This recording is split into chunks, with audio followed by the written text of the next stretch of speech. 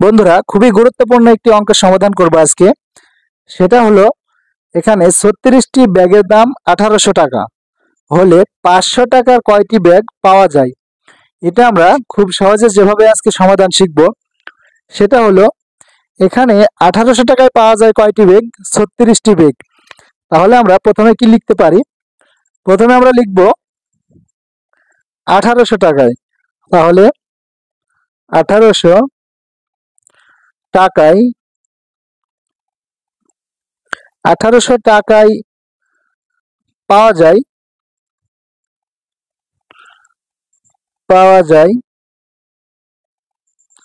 1800 টাকায় কয়টি ব্যাগ পাওয়া যায়?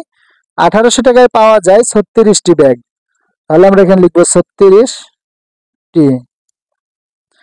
এবার ঐকিক নিয়মে আমরা সমাধান করতে হলে কি করব?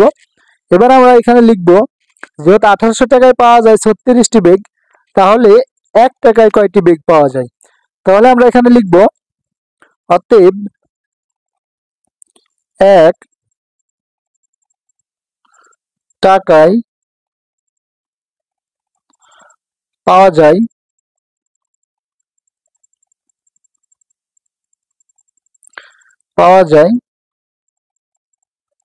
1 টাকায় পাওয়া যায়। এবার আমরা তাহলে কি করব? এখানে 1 টাকার হিসাব বললে তাহলে 36 ভাগ 1800 হবে।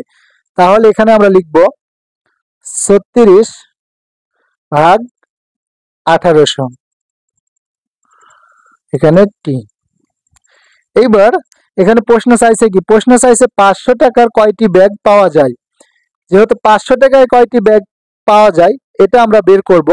তাহলে এখানে আমরা লিখব, অতএব 500 টাকায় 500 টাকায়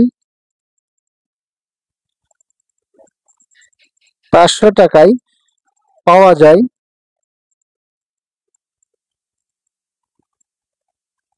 যায় সমান। এবার আমরা কি লিখব? এবার আমরা লিখব উপরে 36 গুণন 500 আর নিচে আমাদের লিখব 1800।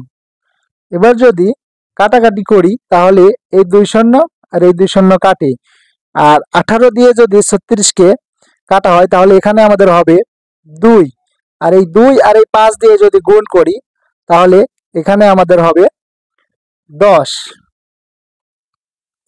অতএব আমাদের উত্তরটি হবে